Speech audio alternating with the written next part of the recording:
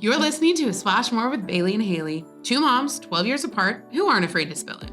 Around here, we pour the wine, tell the truth, and skip the sugarcoating. So grab your glass. It's time for A Splash More.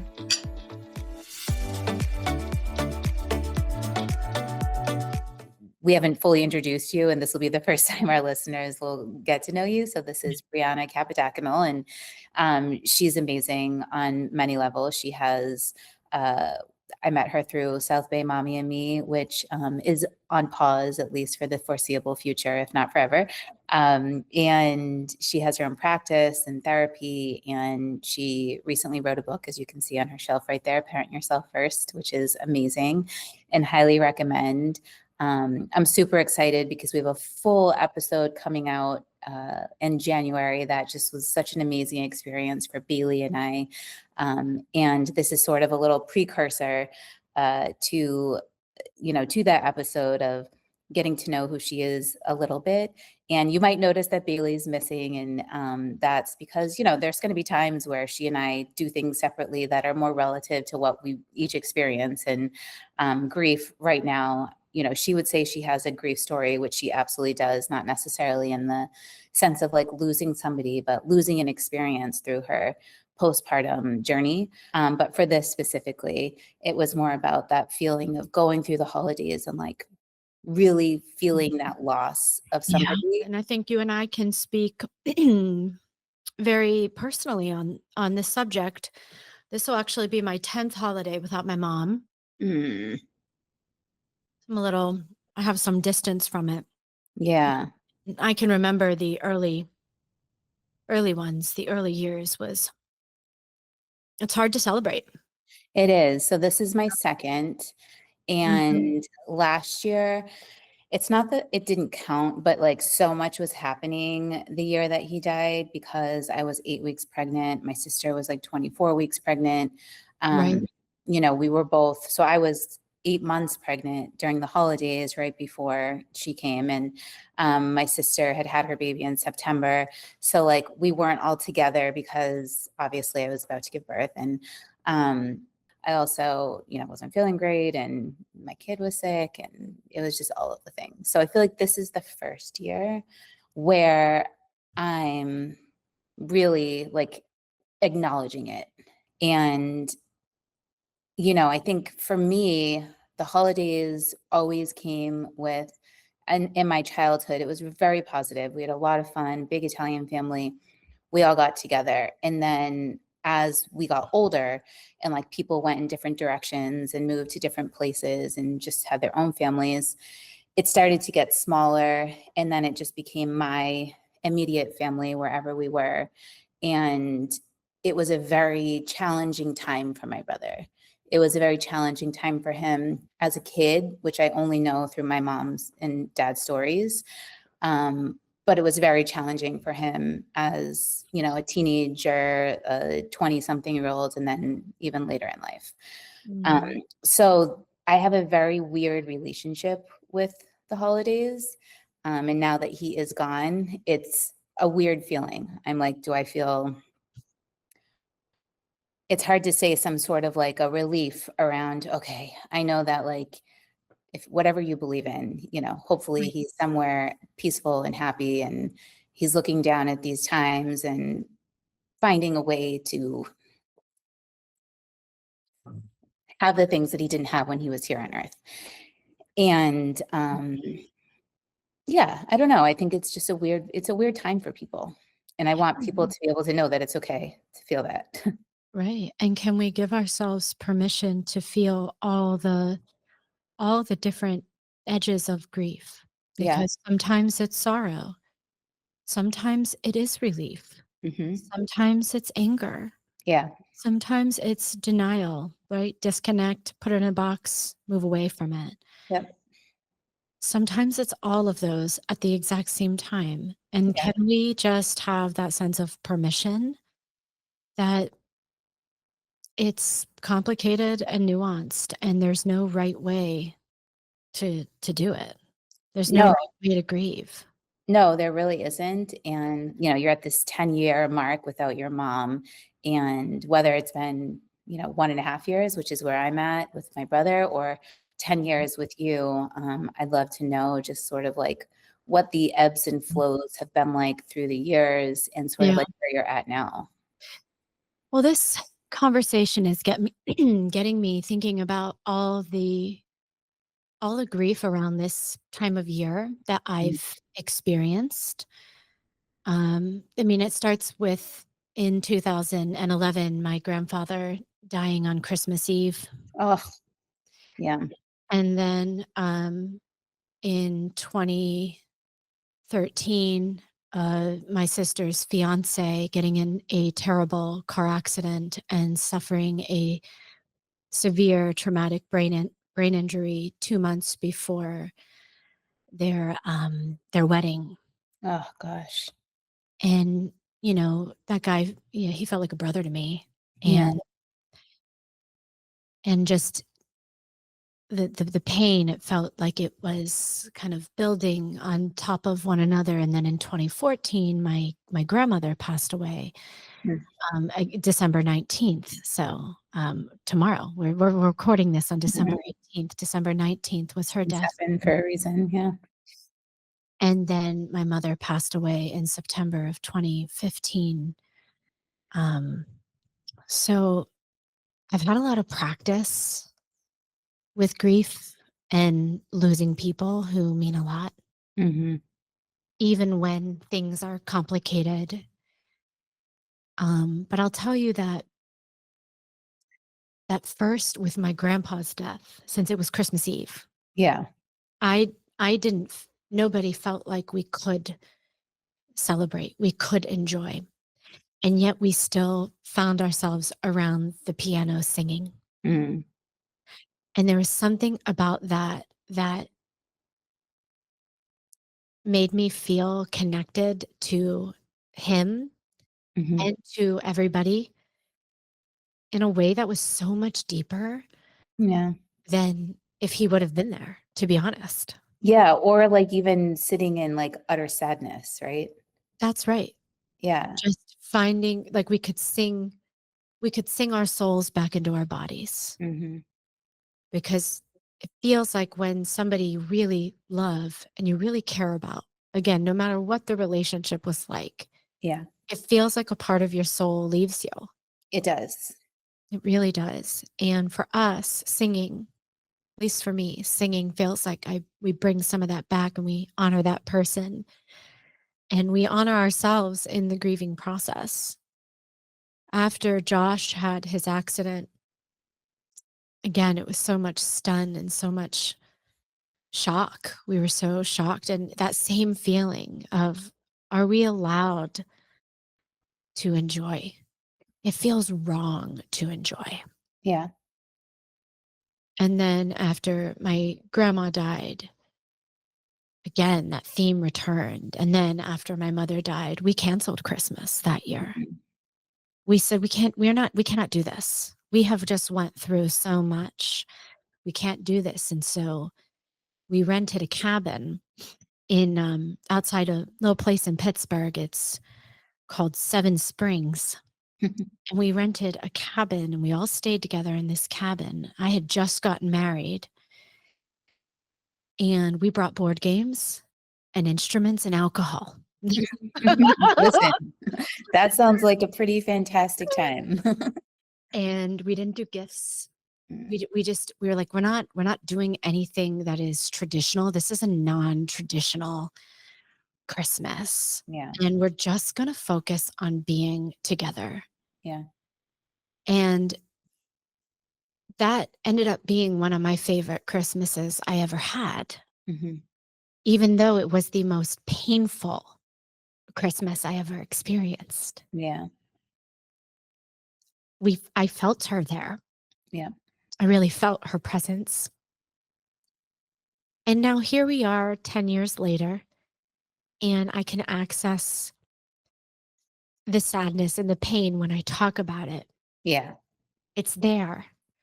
And I think this is also a part of grief acknowledgement, is had you and I not had this conversation, Right. I'd be like, I'm fine. I'm good. Yeah, I got my exactly. little like ornament that has her face on it. Yeah. We we sing for Nunny and we have a lighter feeling about it. Yeah. But this is maybe where I think it's so helpful during the holiday season to remember those who are not at the table with us, Yeah. because it invites us to feel all the things that, we spend a lot of time not feeling. We Hmm. spend a lot of time avoiding and just trying to survive, Yeah. because grief is heavy. It can be. I mean, Yeah. it definitely can be. And I'm just like going into this season where it really is our first Christmas. I'm going to, not that last year didn't count, but this is really like our first Christmas Right. holiday season where we're going to experience together without him.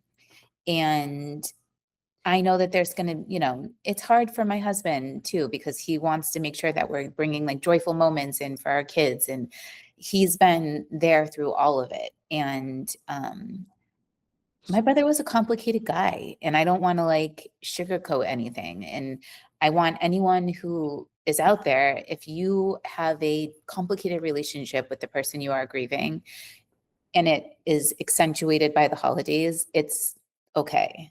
And it's okay to not really be sure how to feel or approach conversations. And, I think that that's part of honestly why I wanted to do a splash more. It's a big piece of it is that sometimes like my grief is like debilitating around Mhm. him. Yeah. Yeah. Let's just pause and Yeah. notice that. Yeah. Yeah. It's noticing the weight of that. Yeah. Yeah. Whew. Yeah. And then just notice how there's this rush to get out of it. Yeah. Yeah. That's yeah. It's so relatable, Haley. That's how I think a lot of people that have a you know, that are really looking at the nuance and the complexity of Yeah. relationships and really grieving somebody. That's how we all feel. It Yeah. comes in and then, oh God, I want it out. yeah, I can only really be at the edge of this. I can't be all the way in it. And that's okay. There were times, there was a certain point where I decided it wasn't healthy for my brother to be around me on Christmas. Hmm. And I had set up very specific boundaries and I guess rules around how my brother could exist with me around the holidays specifically. And Hmm. looking back on it now that he's gone Hmm. is a painful feeling Yeah, because I'm like, man, if I had known, right? right. And so there comes that guilt. Yeah. Little That's such a part of grief, hmm. right? We Yeah. make whatever decisions that we need to make to be able to survive, especially complicated relationships, and we can't predict the future. Yeah. And then we will often, with this 2020, we'll look back and judge ourselves and Hmm. be hard on ourselves for simply trying to survive. Yeah. No, and that was a big part of it, is just survive, and I was just ready to move forward with my life, and I felt like it was impossible because every year it was like a new experience of like difficult, and I just didn't wanna do that anymore. I was ready to not be, like, stuck in it. Right. It was the most compassionate thing that you could do for him Mhm. rather than continuing to repeat whatever patterns felt disruptive or dysfunctional. Yeah. The boundaries around what is okay and what isn't had to be stated. So can we also look back at where you were at that time with compassion for you as Yeah. well? Yeah. That's, I think, an important part of healing around grief. Yeah. Just having so much compassion for ourselves. We can't live every day and make our everyday decisions based off the fact that one day somebody could die or will die. Like, Right. we just, that's not how life works, Right. right? We're all gonna, you know, Die someday. Yeah. peace out. We're all gonna peace out at some point. No, it's true. We But just did an episode with the doctor a few weeks ago, and Mhm. that's one of the things. She's like, plot twist, everybody dies. Like, Everybody dies in the end. Nobody I actually survives this. know, not yet. And I Right? told her this. I said, not yet. I'm sure Chat GPT will figure it out. I'm sure Elon Musk will find a way to live Yes, forever. exactly. Oh, God help us. Okay. But the point is that can we just have a lot of compassion, especially when the guilt arises? Yeah. Guilt is this feeling I've done something bad, often triggers that deeper shame that Mhm. is usually a part of grief in some way. I am bad. Was I a bad sister? Should I have not done that? Did that hurt him even more? We create stories around that. Yeah. Can we just have, so the antidote to shame is empathy and compassion. Yeah. Brene Brown says you take a petri dish of shame and you douse it with empathy, and shame cannot exist. Mm. So, can we have real, honest sense of empathy and compassion for where we were at that time and allow that to be a part of the grief process? I'm not saying to erase the grief, but to have it join the grief. That's great. Thank you. And definitely something I needed to hear, because it is hard to have empathy for myself in those moments where I'm deep in the guilt of things that happened that I can't change. You know, even just relieving the pressure of having to say the right thing, Hmm. whether you're the person supporting someone in grief or you're the person going through the grief. Like, nothing has to be said right. There really is no right way to do this. There isn't. The one moment I distinctly having these memories of one moment, like forgetting, Hmm. being in a conversation and things feeling so normal. And then the next moment being like, oh my God, I forgot that my mom is dead. Yes. Yeah. And then that feeling like actually feeling so disassociated and like I left my body. Yeah. And I'm like having this strange out of body experience as I remember what's really happening. And then just forcing me, because the type of person I am, to reflect on the complexity of the human experience. That one moment I can just be so present and full of so much joy to see my cousin and her new baby and Yeah. just be so wrapped up in all that.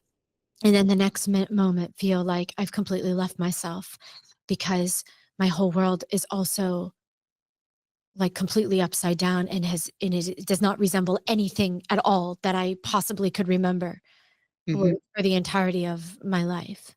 Yeah.